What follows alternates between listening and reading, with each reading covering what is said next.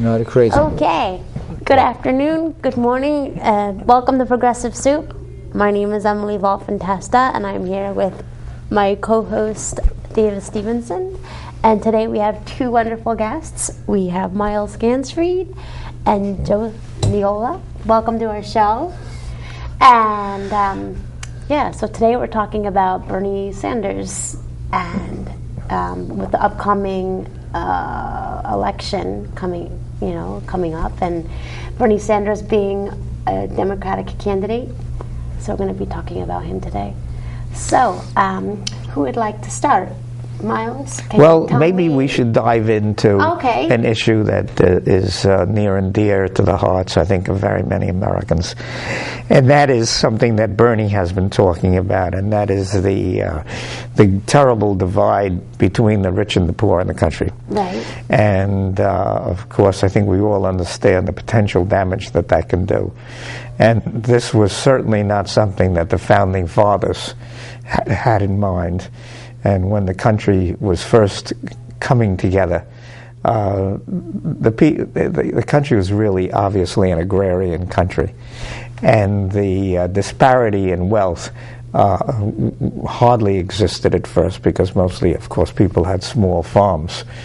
And that agrarian culture persisted into the New Deal, when in the 20s, a quarter of Americans were still living on farms. Right. Yeah.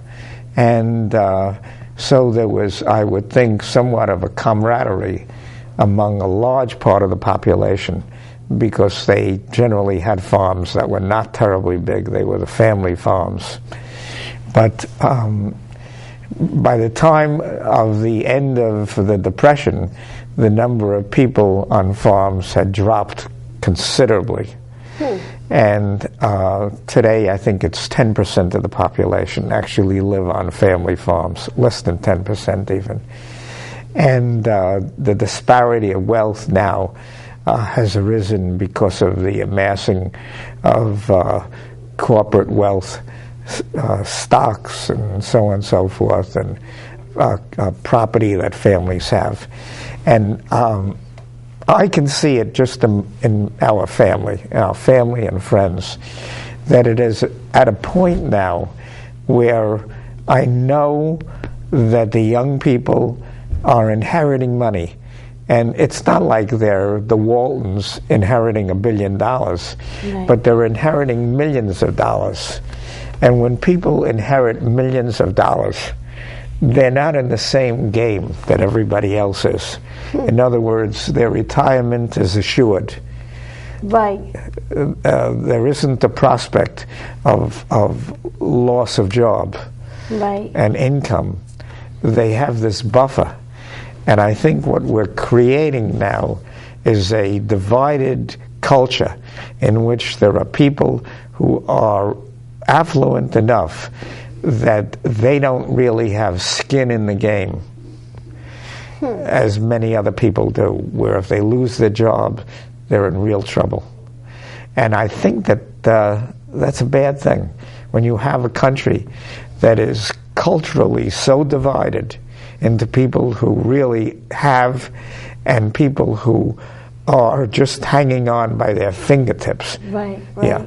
And Bernie is very, very concerned with that. Right. Yeah. He kind of recognizes that inequity, and he feels that for the sake of the country, the American people have to win their country back. They literally have to revolt. Right. And I'm not talking about an armed revolt. Revolt for Bernie Sanders means a revolution. It's a revolution of sorts. Okay. Now, he once spoke about the effectiveness of Barack Obama's campaign. So a lot of people behind him. He was able to beat Hillary Clinton and go on to win the election. But once he got in office, his attitude was, thank you for electing me, but I'll take it from here. Right. I'm going to be negotiating now with the Congress, and we're going to be able to get things done because I understand what it takes to work in government. And then he finally realized that they weren't working with him. They could care less about his agenda, and they simply wanted to get him out. Now, Bernie's aware of the fact that he could possibly run up against the same kind of belligerence from the Congress, but he is not going to say to the American people, listen, okay, thanks for putting me in, I'll take care of it. No, he's going to say, listen, we're all in this together. Okay? Right. You and I know why I was elected. You and I know what the needs of the American people are. Okay? When I confront the Congress on an issue, all right, I need you there. Right. I need you there demonstrating if need be. Right. I need you there expressing your will, so that the option of refusing the needs of the people or accepting the needs of the people are going to be, that option is going to be weighed in our favor, because we've got to win our country back if we haven't already lost it. And when he talks about our country being lost, he talks about our country being, our political system being owned by a large amount of money that happens to exist in the hands of the Wall Street conglomerate, large corporate concerns, some of which are operating offshore and evading taxes, and large insurance companies, all of which have very little interest in the needs of the American people. Well, isn't there precedent for this back between the end of the 1800s and the beginning of the 1900s, where you had a very similar situation, where you had a very controlled wealth of the country by a very limited number of people that that we managed through hard work, we managed to overcome. Isn't there? So people don't feel like, what can I do? It won't make any difference because we've never been here before, and there's no way to escape this. Isn't there precedent for all this? I think there is, Miles. Well, I think that's a very good point, but I think that the technology that existed then was a buffer against the tyranny of really, really big money. If we turn the clock back to the period that you mentioned, the United States consisted of, to some extent, small towns. And in a small town, you had almost a complete economy, right? If the folks didn't have automobiles, they had wagons. And it didn't take a huge corporation to make wagons. A few people can make a wagon if you have a blacksmith to make the steel rim for the wheels and the axle, and a few people who are good carpenters, you can make a wagon, and they can make a wagon in a small town. And so the small towns could even make their own plows. They could make their own clothing. They could grow their own food. And so in a way, I believe that the small towns, which became so much of the culture of the United States, were largely independent and self-sufficient, and they were pure and wondrous. Kind of like the farms. The farms and the small businesses, and then the folks who made things. So they were independent, they were self-sufficient, but somewhere along the line that all changed, and then there was something called division of labor. So, I mean... What's that, the division of labor? Well, I suspect that when life on the farms, I think this is what China's going through now, became less of an option, less of a desirable option people started filtering into the urban areas and into the cities and trying to make a better life for themselves in an urban environment. And then they were put in a situation where, in order to make a living, they had to go into manufacturing, or maybe into the professions. Right. And what happened was their talents and their skills were kind of streamlined. Someone was probably a very good teacher. Someone else was probably a very good machinist. Right. Someone else, what have you, a good lawyer, good doctor. Yeah. Right. Okay, but a doctor would need a plumber. Right. Okay, a plumber might need an electrician. Right. An electrician might need a doctor. Right. They weren't as skilled in a variety of abilities, and they kind of depended on each other.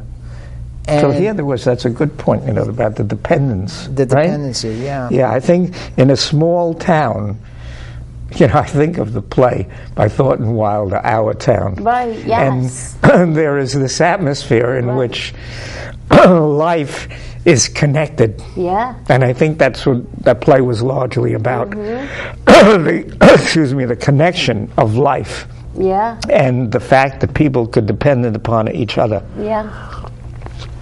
And then, as Joe points out, as the labor changed, what people did for a living changed, and the dependence between the blacksmith and the teacher and all in this relatively small town was largely lost. And in a way, the people became vulnerable to the vicissitudes of marketplaces. And I think that here in the United States, the pioneer and small town experience was so important to this culture that I think it's marvelously ingrained in us to a point where it's almost a fault. It's a kind of rugged individualism. Yeah. That's basically what it boiled down to. And it led certain individuals that were extremely talented, people like Andrew Carnegie or Vanderbilt or some of these so-called captains of industry. Right. What they were able to do was, in a sense, corner a market. Right. And then they could build an incredible amount of wealth. Which would have been the railroads or the lumber, whatever, barons, oil. Right, oil. Rockefeller oil. Right. So all of a sudden, these barons were making out extremely well, but they relied on labor. There were no unions back then. They relied on labor, and capitalism is a wonderful form of government because it allows for a tremendous amount of innovation, creativity, and but it also fosters greed. You can look at greed in a negative sense if you want, but a lot of people don't do that. They just see it as a byproduct, a necessary prerequisite to acquiring more and more wealth. But by doing so, they exploit those workers that are contributing, to the amount of wealth that they're making, and they don't necessarily benefit as much. Right. But the system was such that the workers didn't necessarily envy or resent, as long as the money was flowing back and forth and they could make a good living for themselves, and they tolerated the more affluent. There was an inequity in society, but it was okay. Especially with the immigrants coming. Yeah, and then and what happened was immigrants would flow in. They would provide more work. Many times they were taking on jobs that earlier immigrants had economically advanced from, because as time they become educated and they can get more appealing positions in the society. But there came a time there came a time when unions entered, and they helped create some balance between management and labor. Right. All right, but then what happened is we became kind of a different sort of economy. Steel at one time was the gauge of the health of our economy, the kind of steel we were producing. But eventually that became an offshore operation, and people will be talking about the fluctuations in the stock market. All right, now there's no union that will help the individual investors in the stock market. There's the large companies that are wheeling and dealing. There's the stock board, and they would manipulate the market so that they could further garner wealth and grow. And eventually what happened was the economy, despite going through a very serious recession, rebounded. And there was a large amount of money now fluctuating in the society, but it wasn't reaching the average American worker. And this is after World War I'm talking about after 2008, 2009. I've really jumped ahead. Right. I mean, we could talk about the past and see how this... But the fact of the matter is, I'm jumping ahead now because this is where we are presently living. How we got there is all well and good, and we could speculate on that. But this is where we are now. Right. Okay? So when we look at the political landscape... Right. All right, we look at Republican, we look at Democrat, we look at socialist, we look at libertarian. Right. And we as American citizens have to say to ourselves, hey, let's get beyond that. Let's determine what the country really needs. Yeah. Now, you may listen to a number of politicians, and they may talk about this, and they may talk about that. But Bernie Sanders talks about what the average American citizen really wants from his or her government. Right. Even though they might not even realize that. Right. A lot of them don't even realize that. But that's the merit of Bernie Sanders right now. Right. He realizes that the money has been captured. Right. He realizes that the entire American system, all right, may have also been captured or bought, so that issues that the politicians may be talking about may appear to be a benefit to the people, but that might just be a spin, because the real importance may be for the benefit of that higher upper economic echelon that is feeding the system all unto itself. Interesting point, and I think we've seen in this election cycle two names that have stood out as far as being people that recognize the need for things changing, and one, of course, being Bernie Sanders and the other being Donald Trump. But I think what separates the two of them is that Donald Trump talks about we have serious problems. Bernie Sanders talks about, we have serious problems. Here are the steps we can take in order to correct those problems. Right. And I think that separates him from Donald Trump in that respect. He has some pretty tangible solutions. And Trump doesn't. Well, I think you can question Trump's sincerity. Right. Bernie, he's always been an outsider. He's a political outsider, and he is definitely a corporate outsider. Right. The corporate money has no interest in Bernie Sanders. He does nothing for them. All right? He is a serious distraction to them. He and his policies don't do them any favors. They do the average American a favor, but it doesn't affect them positively as they see it. So they'll do what they can to marginalize them. And the best way they can do it is with their money. With their money, all right, they can promote candidates. There's a tremendous amount of advertising that goes on, and unfortunately, this is a very unfortunate fact, but the American voter, the American citizen, in a democracy, it doesn't work. It does not work unless you have an enlightened electorate. They have to know what's going on. Right. And one way to deprive them of what's going on is by not telling them what's going on, but simply telling them what you want them to know. Right. People go and they're ready to vote, and who are you going to vote for?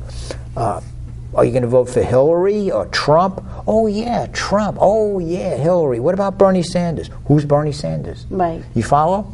So they control it simply by publicizing it. Right. And they can pretty much have a hold on the media. And not only that, the media relies on ratings. Of course. Ratings are necessary to get advertising money. Right. All right. Yes. And Yes, in order to ratings. get ratings, you have to appeal to the to the interests of the people. Keeping in mind, a lot of them are not enlightened, so you're going to the baser interest in a lot of cases. There you go. So you hit them on Bernie's hair.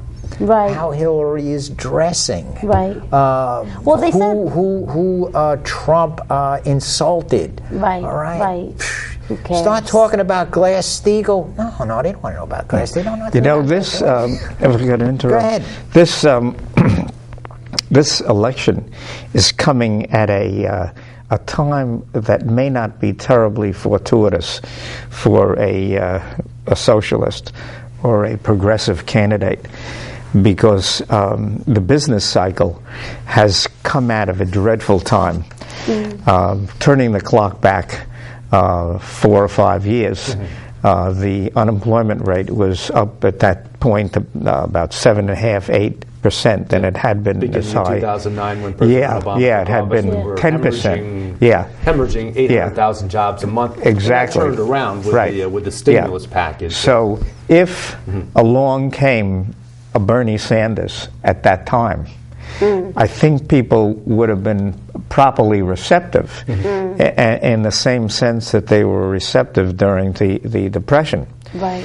But when things are good, I think the mentality changes. Right. And unfortunately, people have maybe a short span of memory with that regard. And it could be that we're inherently mostly optimistic. And we feel, well, whatever happened, all these bad things, that was in the past. And from this point on, everything will come of roses. Right. Yeah. Right. So I think that this election, in a sense, is going to be influenced by a business cycle which is not dreadfully bad. It's some people feel is hanging on by its fingertips, but still employment is quite good. Things people are living well. Right. So I think that's an issue in terms of politics, how the economy is going at any given time. Does the internet give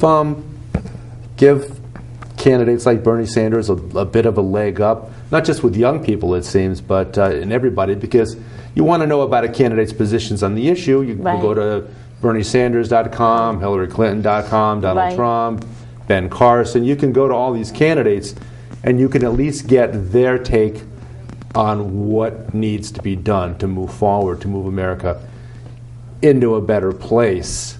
Well, there seems to be a consensus on whether or not someone like Bernie Sanders can actually find himself in the White House. And there's a lot of things about him that are really strong. I mean, the turnout of people, the interest in his take. But he's got one big hill to climb, and that is the packed money. You know, the money. He doesn't have those. $2 billion will be kicking into Hillary's campaign soon from big money, and Bernie doesn't have that. So it's an uphill climb, but it's not impossible. It's not impossible. Is he maybe getting there more bang for the buck from his internet reaching out to people, more effectiveness in that than in television advertising, where a lot of people don't even watch television anymore. Thus far, he actually has collected more money than any of the Republicans. Not only that, and he hasn't spent very much either. No, well, he did spend money. He's got a new ad out.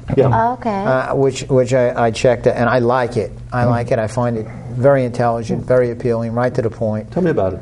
Starts off, you know how these ads are. They're short because of the attention span of the American people. Right, of course. But Polish immigrant, rising through the streets. The point that I was, that I was really talking about before, and I hope not belaboring it, is that there is a pendulum in the economy. It swings back and forth. What extreme? And when times are bad, I think at that time this American notion about being self-sufficient and all is viewed differently than when things are bad. When things are good, everybody is John Wayne. When things are bad, everybody is Henry Fonda.